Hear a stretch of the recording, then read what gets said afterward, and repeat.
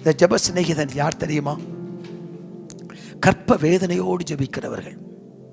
கற்ப வேதனையோடு ஜெபிக்கிறவர்கள். கலாத்தியர் 4ஆம் அதிகாரம் 19வது வசனத்தை பாருங்கள். 4ஆம் அதிகாரம் 19வது வசனம். என் சிறு பிள்ளைகளே, கிறிஸ்து உங்களிடத்தில் உருவாகும் அளவும் உங்களுக்காக மறுபடியும் கர்ப்ப வேதனைப்படுகிறேன். இவர்கள் கற்ப வேதனைப்பட்டு ஜெபிக்கிறவர்கள்.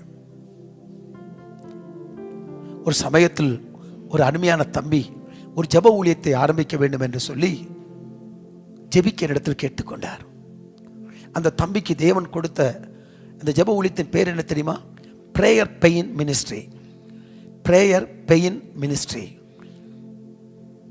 ஒரு வித்தியாசமான பெயராய் அது இருந்ததை பார்த்து நான் கர்த்தரை துதித்தேன்.